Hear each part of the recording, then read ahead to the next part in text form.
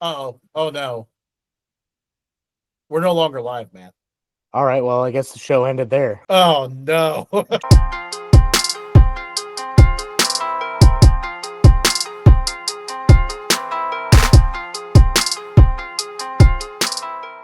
Hello, hello, hello, and welcome to Updog Sports Talk.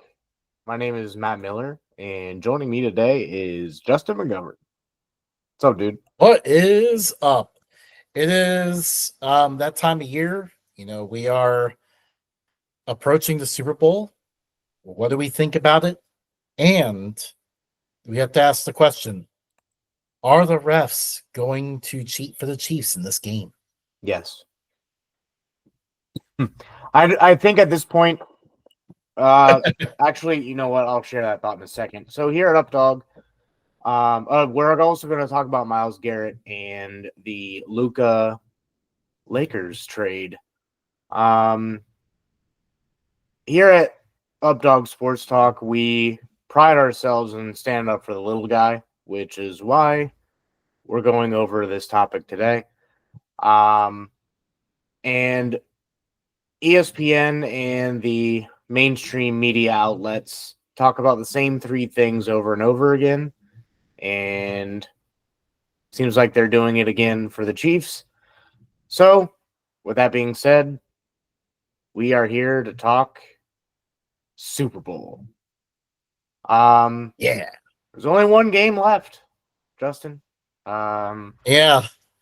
I mean, I feel like my enthusiasm personally has been destroyed for this game because obviously the Bills were that close, and then to lose the same way they keep losing over and over.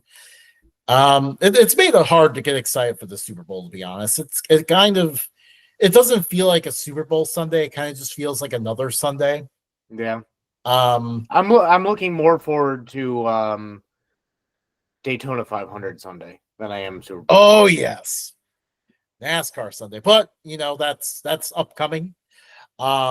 Obviously, if you're used to talking, hearing us before, obviously we have not talked college football recently, but we'll be getting back to that next week. But for now, obviously this is the last football game, so it may not be as exciting because we just saw this matchup 2 years ago, but it is the last one. So let's dive into the game itself, Matt. What are some predictions you have for it? I think Saquon's going to have a game. I think he's going to be excited for his first Super Bowl. I think his legs are ready to go. I think he's going to be hitting the holes quicker than he normally is. Plus, Yeah. I'm pretty sure the last time he played New Orleans, he went off. So, yeah. I'm very interested to see what the matchup looks like between him and that Chiefs defense, because the Chiefs have generally been pretty good against the run. Teams tend to abandon the run against them. And even though when they actually do run the ball, it seems to work. So that's kind of like a confusing thing. And I feel like the Eagles probably will try to stubbornly stick to the run, but we'll see. Obviously it's always possible they try to make Jalen Hurts the hero, and that could be where they end up going wrong. But it's gonna be a lot of fun to see Saquon versus that Chiefs defense. This is definitely the biggest matchup. It was a shootout 2 years ago and they played. I don't think we're gonna see that this go around though. I think we're gonna see a lot of long possessions, and also just both defenses are tough. So well, the tush push is going to come into play at least once in this game. AJ Brown, he was an innocent bystander in the last game. I think he really wants to get things going in this game. So look for him to be calling for the ball early. Yeah, it's going to be interesting because the Chiefs seem to be the team that figured out how to stop the tush push more than anyone else, because obviously the Eagles captured a lot of headlines for it, but the Bills are just as good at running that play, and the Chiefs stuffed them on many occasions. Now, obviously, some of the stuffs They're are a not little they're not questionable. just as good. They run it way different. Allen hesitates and goes behind the guard instead of the center. Yeah, But, I mean, but Allen has they that tendency, and it's like, okay, he's going right there.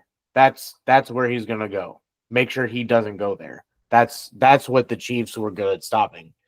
This is an entirely different animal. They need 1 inch. They're probably gonna get a yard. It's the Eagles are the only team that it routinely works for. yeah, I mean, No other nobody's team in the confident. NFL has as much success. Yeah, Everyone's and like, ban it. Okay, well, if you want to ban it, wait till all 32 teams can do it. yeah. Yeah, that's the thing. Like, there's a problem if everyone is able to do it with way too much success. At that point, it is a cheap play, but at this point, the Eagles are the only team that's been able to run it. I don't think it's a cheap play. Yeah, I'm saying And that's coming from a everyone's Notre running Dame it fan that successful. watched it happen against the Irish. Because the Bush push was the first rendition of the tush push. But I'm saying, like, if all 32 teams are running it routinely and at 100% success rate, then we know something's wrong and we need to change it. Yeah. If it's just one team that's doing it better than everyone else, I don't think we should be doing anything about it. We shouldn't be interfering with the game. I think I saw Jalen Hurts can squat like 600 pounds.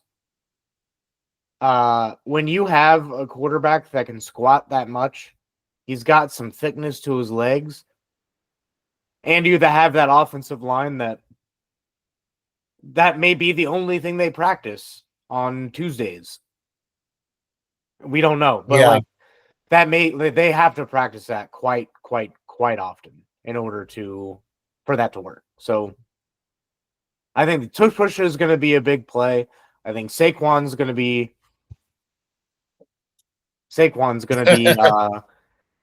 heavily involved, and then AJ Brown is going to bail out what doesn't work. Yeah. My big thing though is how big of a lead did the Eagles need in the fourth quarter in order to win this game? Because we know at this point, if it's within 10 points, the Chiefs are coming back and winning the game.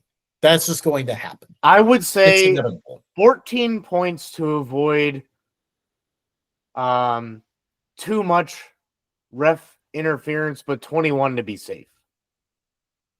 Yeah, and it is kind of interesting because, like, obviously the narrative is, very loud now. And it feels like this game 2 years ago is what really set the tone for that. Well, I mean, people were saying it before, but I feel like it really hit a fever pitch when these two played each other 2 years ago. And, the game had such an anticlimactic ending because of that holding call that, gave the Chiefs, a first down and eventually a touchdown. Yeah, but look at the AFC Championship the year before that. That year. Joseph Osai ran Patrick Mahomes out of bounds, and it was a borderline. I don't think it deserved a flag, but they got a flag, and wouldn't you know, they won because of that flag. And the Bengals got called on numerous plays that you were like just scratching your head. And then we got to the Super Bowl, and that happened. The second, third down, the Chiefs got stuff that was a giant mess. Yeah, and like at this point, I think the refs have gotten more obvious with it. But the refs association they continue to deny it. Like if you told me, if the NFL came out and told me, hey man, we're like WWE. It's all scripted. Some things may be off the book, but it's all scripted. I don't think I would be as pissed than you just not telling me. I think if you just told me straight up, hey man, this thing is scripted, I'd still watch.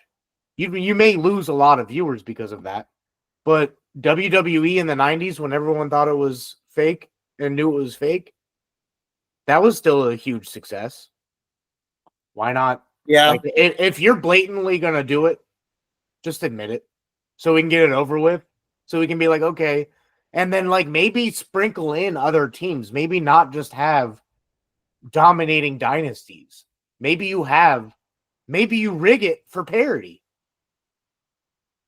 Yeah, but I mean, I don't think it is, I don't think it's scripted or anything, but I definitely think at some point, There's definitely ref they interference. yeah, where they decide, okay, we want this team instead of this team, let's I think get some calls in their direction. I think what they are doing is, if it's a blowout, they're like, okay, whatever, this team's going to win anyway. If it's a close game, they choose who they want. We have a pod pup tonight, it seems. My wife is not around to keep her busy, so she is like, hi, stop doing your podcast. I want to be with you. But say hi to the people, Maui. But like, I think when it's in these close game situations, that's when they choose who they want to win. And right now, yeah, they want the Chiefs to win because it's more streams, more talking points, more whatever, because of the three-peat. And the first team since the Packers to win back-to-back-to-back championships, but the first team in the Super Bowl era to three-peat. You know where I think it's even worse? Like, because, the guys on the field, it is kind of tough to be on the field. Where I think it's worse? I think it's worse in the review booth. I think that's really where, they're making certain calls in teams' favor because, obviously, I think we saw a lot of that. That was where the Bills really lost to the Chiefs, other than the Bills playing terrible defense. But, in terms of, just specifically speaking, reffing, from the reffing perspective, where the Bills really lost out to the Chiefs was in the review booth. I will argue with that. I will argue with on that. Because I think no. Everyone knows where you're going with this. It's the same two plays that we've always talked about. I have more plays I'm talking about here. Okay, but I'm going to add to that and say I think the catch that was not, or that everyone thought was not a catch, was ruled a catch because of Julian Edelman's catch in the 28-3 Patriots game. Remember how that hit the turf? But they called it because because there was no bobble to it and it hit the turf, so they reviewed it and said that there was the ground didn't cause him to make the catch. He had possession. I think in that case, possession wasn't determined, but catch was determined. Yeah. So they couldn't rule possession until afterwards. With the Josh Allen one, I have told you multiple times, and I've said it on this show multiple times, I firmly believe that that one was based on the spot of the ball. If they had gotten the first down and this, overruled that is actually where my point is going, is the spot of the ball, because I don't know if it was the guys on the sideline or who was it, but the Bills were getting screwed on the spot of the ball all game long. Yeah. Every single time there was three first downs, always 3 first downs, the blatant first downs that they pulled back 1 yard. I think the compilation video that I've posted around a little bit, I have a bookmark, so I could even look back on it, but I think it's like 5 of them. And that video didn't even capture the times where it didn't feel like the Chiefs got a first down. There's probably 2 occasions where the Chiefs could have been marked short, but they got marked first down with no question. So that's really where the Bills were getting screwed that game, was just the awful spots. And what still bothers me is that Tony Romo at one point was going to mention it and they just cut his mic off. Yeah. Why did they cut his mic off? That is a huge question. Yeah. Back to the Super Bowl though. Yes. Backing out of conspiracies. Keys to the Chiefs: stop the run, and on offense, get the ball to Travis Kelce because your receivers aren't going to do a ton against Quinion Mitchell, Mr. Mustard Man, and that secondary. I think the Mahomes run game is going to be really interesting too. This is the kind of game where they start to use them in those situations, and he managed to, because like the defense is looking for that because he just hasn't done it all year, and obviously if you even then, like, how do you stop that? Like, you try to stop it, and then something else gets open, and he usually spots it. So like you're just picking your poison with those kind of plays. I think everybody at this point is like, okay, well, I'm rooting for the Eagles, but the Chiefs are going to win. So, do you have a different narrative than that? No, that is what I'm thinking. Actually, my specific thought is, the Eagles probably take a lead in the halftime, and then second half, Chiefs come out, answer back, and then fourth quarter, Chiefs take the game over. Chiefs and refs. Well, yeah. Yeah. So part of my thinking is we don't know how much longer we have Travis Kelce. He said he plans on playing after this season. He's 4 catches away from breaking Jerry Rice's all-time playoff catch record. I think if he gets that and they don't win, people won't really remember. How many catches is it? I think it's 3 to tie, 4 to break. Okay. Just one of those things you gotta keep in the back of your mind if you're one of those people who likes to put a few shekels on the game. Yeah. So I think if the Chiefs win, he may not be MVP, but it will be one of those where it's this Super Bowl will be remembered for Travis Kelce holding the trophy up if he wins, if he breaks the record, and over everything else.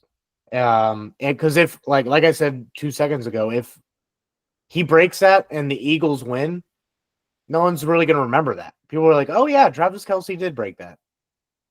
Oh my gosh. Roger Goodell is just sitting in this basement right now thinking of how incredible that would be if that happened. Yeah. So you can already see the storybook ending for the Chiefs. I don't know what Okay, let's go over official pick here. I mean, Chiefs, but obviously I'm rooting for Saquon Barkley.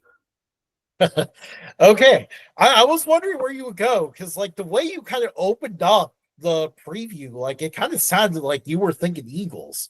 I'm going with the Chiefs. I've made no doubt about that. Do I want to see the Eagles win 100%? Yeah. Do I think it's going to happen? I don't think it's going to happen to the fault of the players. I'm very surprised how many people are betting with their hearts instead of their minds at this game.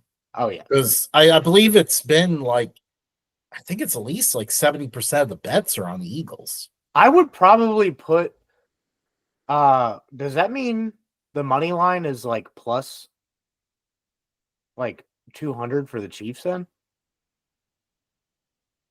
No. Because the Chiefs are favored to win. Okay. Because if that line crosses, I might put a bet on money line, but for right now, I'm probably just gonna put some shekels on the Eagles to cover the spread. It's only 1.5, so it's like almost basically money line. Actually, one of my favorite ones is I have Eagles to cover the first half spread, Chiefs money line parlayed together. That's almost plus 400. Dang. Maybe plus 400, depending on what book you get it at. We're not sponsored by one, so we're not going to mention one here. No. If you're looking to sponsor someone, we are taking applications. Shameless plug there. All right. I don't think, this game has been like 2 weeks in the waiting. There's been tons of talk about it. I don't think there's anything else. I think people are actually getting tired of talking about it already. Yeah. Let's go to another topic at hand. Myles Garrett has declared himself eligible for a trade. He requested a trade from the Browns. He has formally submitted his wishes to be traded. So he wants out of Cleveland. I don't blame him on that. He spent 8 years there, and other than 100+ sacks, not really much else to show for it. So, he did bash in Mason Rudolph's skull, so I guess there's that. But couple places that are really intriguing. Patriots have the most cap space at like 126 million. Raiders are second with 80 something million, and then it's the Chargers. Look for the Chargers to make a move, and I jokingly said this to Justin, and then I've been seeing this more and more online since I made that joke, is maybe the Raiders go after Myles Garrett and have Max Crosby and Myles Garrett with Wilkins in the middle and have nothing else on their team. Maybe they'll bring Devontae Adams back as well. That would be pretty cool. But one team that I do think will try to enter the sweepstakes, I don't know how lucky they'll be, but the Cincinnati Bengals are fourth in open cap space at 46.6 million. And that's assuming they don't sign T and don't give, I guess a Trey Hendrickson extension really wouldn't matter here. But yeah, I would expect them to be in the hunt as well, just because they need some type of other defensive lineman other than Hendrickson. They just don't have the money, but none of the money that he has currently is guaranteed. So, yeah, I mean, ultimately, that's going to get have to get worked out. I can't see him going in the division. The Browns are not easily. Division. Honestly, they probably would be looking more at NFC destinations compared to AFC. Like the funny thing is though, like so the Chicago Bears have been mentioned. And, like they might be able to throw up like a good offer. But if they do like a huge offer and, entice the Browns that way, in a way, and if Myles Garrett agrees to that, in a way, aren't the Browns just like dissing on themselves? Because, like in their situations, like you do not want to feel like Myles Garrett is more confident he can contend for a Super Bowl with the Bears than the Browns, because ultimately both teams are in a struggling position. Yeah. So they okay,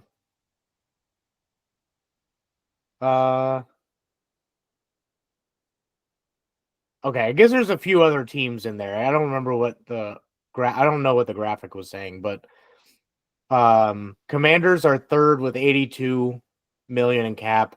Bears are fourth. I'm just going over NFC teams at this point. Cardinals are sixth. Cardinals are working their way up, and with Myles Garrett, maybe they can turn. That's another interesting one where it's like, what does that say about the Browns if Myles Garrett thinks he has a better chance of winning Super Bowl with the Cardinals than the Browns? I mean, to give our listeners a better context here, should we read off his statement? Yeah, go ahead. Okay. As a kid dreaming of the NFL, all I focused on was the ultimate goal of winning a Super Bowl. And that goal fuels me today more than ever. My love for the community of Northeast Ohio and the incredible fan base of the Cleveland Browns has made this one of the toughest decisions of my life. These past 8 years have shaped me into the man I am today.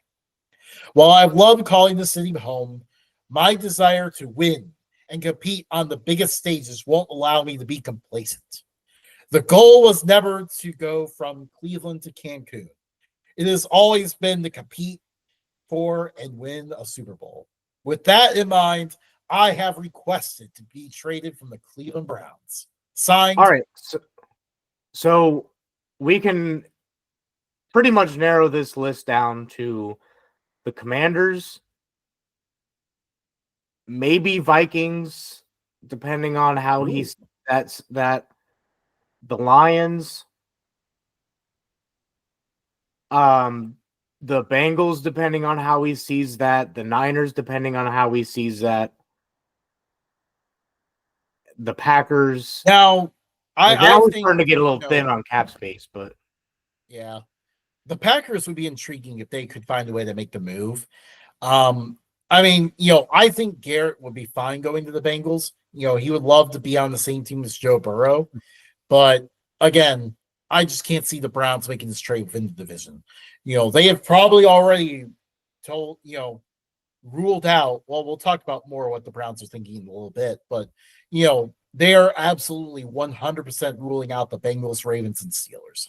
They're not going to give him to those teams. Well, you can rule out the Bills because they're at negative 16 million in cap. Yep. And once again, the Bills are poor. The Bucks are at minus 3 million. The Texans are at minus 2 million, and the Ravens have only 7 million in cap. Kansas City has 15 million.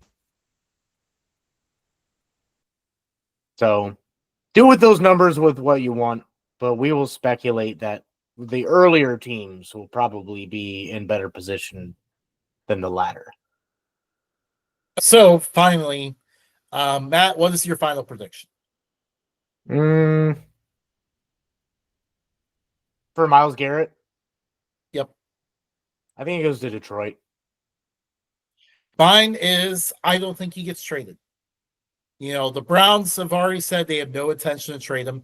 They still have him under contract. They did walk that back like a day later. We've seen these public trade requests happen before. And how often do they actually result in a trade? Not very often. I think the most recent one was what we tried to talk about it. We tried to figure it out. I think the most recent one that was actually granted was Russell Wilson to the Broncos. I don't remember. Did he request a trade? I thought so. When I brought up that yeah, because remember, like him that was a dead cap thing anymore. Yeah, but what I was getting at with that was it's a dead cap thing, and you were like, well, they have like 30 million in dead cap if they trade him. That was my point on that, is that they don't care about the dead cap hit. As long as they get him off the team and get something in return, they'll figure it out. Yeah, I don't know. I can't see the Browns wanting to pay $36 million to Myles Garrett to play for another team. I mean, we didn't think that we would see the Walton family want to do that with Russell Wilson, but here we are. Well, that's because Russell Wilson sucked. Yeah. That's because he was bad. So they just wanted him out of there. But in this case here, Myles Garrett's still at the prime of his career. He is the centerpiece of that defense. The Browns, internally, I think they still think, they might just be a quarterback away from contending. They just made the playoffs last year. Yeah, but I don't really think the Browns they may be contending for a playoff spot, but I don't think they're really contending for Super Bowl. I don't think they're that. How we feel is a little bit different than how their front office feels. They have to think differently. I think there has to be a sense of realism within the front office, though, too. But I mean, again, though, it would be different if they were like the typical Browns and always towards the bottom of the division and stuff. Again, this team just made the playoffs last year. Justin, their starting quarterback has been in a series of lawsuits for the past 5 years, and he tore his Achilles again while rehabbing his torn Achilles. Yeah. I mean, he was the problem this year. He was so bad that their backup fell apart. But their backup said, "Oh yeah, I don't mind playing for the New York Football Giants." Well, that is a little bit tough. That is a little bit tough. But get yourself a rookie in there that can, I mean, you draft a rookie quarterback, and it can change everything. Like we just saw that with the Commanders and Jaden Daniels. We saw that with Baker Mayfield and the Browns. And then their fan base ran Baker Mayfield out of town. No, not their fan base. I think Kevin Stefanski ran him out. Hey, I mean, their fan base was ruthless. Don't forget about that Monday night game where they played the Steelers and threw the ball 60 times, even though Baker had like a torn labrum and like a broken humerus and like 3 other injuries to his shoulder. Yeah, and along with that, the fan base many weeks before that was like, get Baker out of here. Like, he got their only playoff win in this chapter, or like this version of the Browns. The first version of the Browns had many playoff wins. This version of the Browns has 1 playoff win. Ironically enough, against the Steelers, but yeah. Yeah, you think he'll stay? I think he'll still go. Moving on, before I get to the Luka trade, which was extremely shocking, I do have breaking news. The Heat are trading Jimmy Butler to the Warriors for Andrew Wiggins, Dennis Schroeder, and Kyle Anderson, and a protected first-round pick. So disgruntled Jimmy Butler is now going to the Bay Area to play with Steph Curry. So I'm going to hit the pause button on you for a moment here. Obviously, I don't watch the NBA. I pay zero attention to the NBA. We are mostly a football podcast, so I'm sure some of our listeners probably don't know what's going on. So go ahead and explain this to me and potentially listeners who mostly pay attention to football. So Jimmy Butler is a big star in the NBA. I would kind of compare him to Lamar Jackson, where he's flashy, he can win awards, but he hasn't won MVPs like Lamar has. But when he gets to the playoffs, he and his teams don't really get much traction in the playoffs. Well, he requested a trade. I guess there was like a lot going on with the Heat. I guess he wants an extension and another player to come in. They didn't give him the extension. They weren't really looking at getting other players. So he's made a bunch of comments, sat out a little bit, or he got suspended. And so he sat out a little bit. They brought him back. He made more comments and then they suspended him again. And so there's been rumors swirling of him being traded for a while. Out of the blue, no foresight could have said anything about this happening. Out of the blue, the Dallas Mavericks trade 25-year-old superstar Luka Doncic to the Los Angeles Lakers for a bunch of old men. The Jazz came in on that and sent more old men to the Mavs. But basically, the Mavs just traded away their future. That would be like the Bengals trading Joe Burrow for Dak. And the reason behind the trade was of conditioning concerns, because Luka Doncic got up to 270, but he's still averaging like 30 points, 10 assists, and 6 rebounds a game. So, personally, if he's contributing on the court, I don't care how heavy he is. He could be getting rejected from lift at 489 pounds, and I would still have him on my team as long as he was producing. The GM was basically like, okay, well, he's kind of getting too fat, so we don't think that he's really going to produce. So here you go, Los Angeles.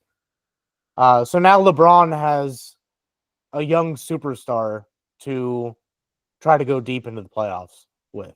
So they're the ones that actually proposed this thing? Yeah, and they didn't let anybody else, no other team knew. Many teams are trying to get the NBA to walk the trade back because of competitive advantages for the Lakers because they sought out the Lakers and proposed the trade. NBA 2K won't let you do this trade on your own.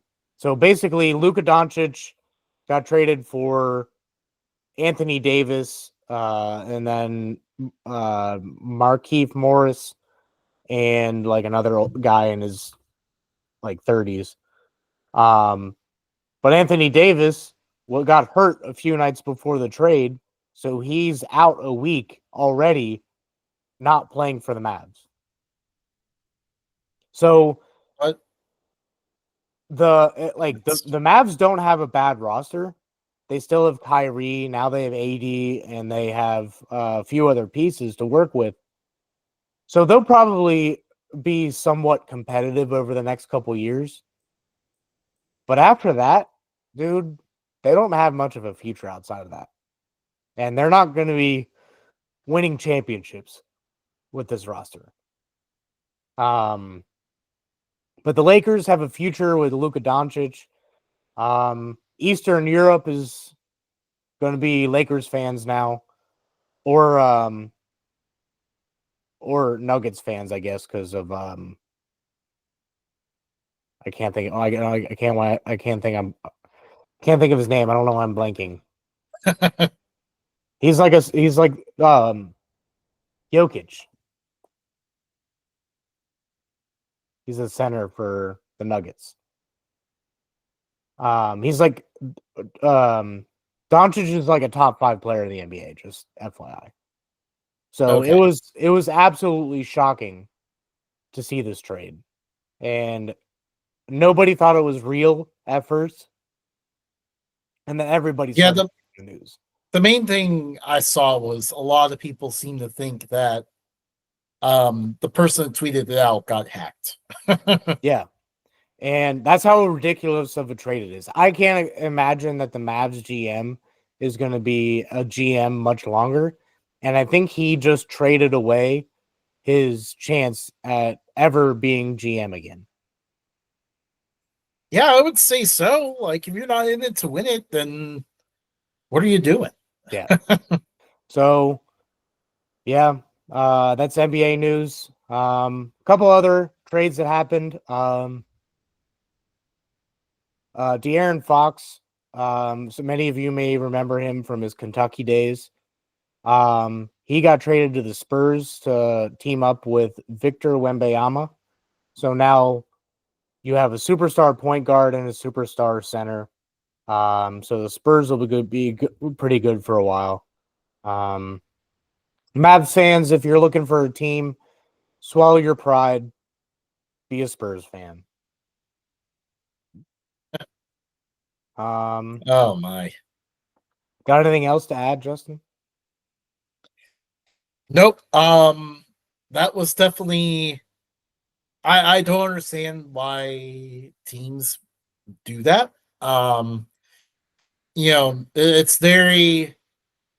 It's hard for me to get into the NBA, and this kind of feels like why, because there's not a lot of parity with it. Well, for one, we're also in Cincinnati, so we're really not in an NBA region. This area cares more about college basketball than professional anyways, because we don't have any NBA teams here. But obviously we have a lot of traditionally good college basketball programs. They're all currently down right now. Speaking of college basketball, fire Wes Miller, hired Bob No, Huggins. Huh? We know people on the team. You can't be saying that live. If they fire Wes Miller, Bob Huggins will retain those players. I guarantee it. Bob Huggins, as long as he has a chauffeur to go around town so he's not caught drinking and driving again, will bring the Bearcats to the top of the Big 12. Some of the comments Matt says do not reflect me or the podcast as a whole. Just in case some people see this. UC needs to be competitive in something other than baseball. I mean, I do admit, it's looking tough right now. obviously took over a mess that the previous coach left behind. But this is going on year 4 without a tournament appearance. So that's kind of the Cut situation. him out. All right. Justin, time for the wheel. Time for the wheel. All right. It's the box Nope, with an arrow.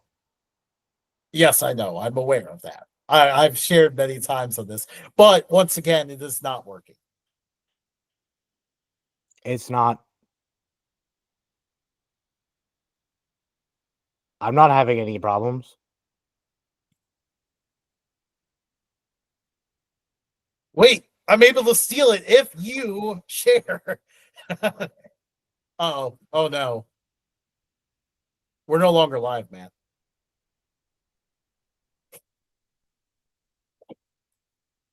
All right, well, I guess the show ended there. Oh no. do the wheel, I'll edit it. Okay. So the wheel is going to be on separate episode, I guess. Oh, that's fun. Yeah. So there's something that definitely is not allowing me to share it while we're live. And apparently, if I try to force my way into sharing, it will kick us off of the live. No, I think I hit the wrong button and it popped up with a box, and then I think it was really I my shouldn't have fault. stopped sharing when you. I was trying to stop sharing mine, and then I get as I'm hitting the stop share, it popped up with a box that said stop stream in the same spot that it said stop share. So Oh my. The edited version will have more to it. So go ahead and share, Justin, for the spin. It's not letting me share now. Okay, we will not do the spin. So not gonna have the same. Not gonna have a different episode. So catch us on YouTube. Give us a like, a subscribe if you are listening to us. Go ahead and like whatever app you're listening to us from, and please find us on social media. Like us, interact with us. We do like hearing from everybody, and please give good feedback. Not too much hate. We love sending out love. Justin, anything else? No, that's basically all I was going to say too. All right. Catch Have you a good guys one, next everyone. time.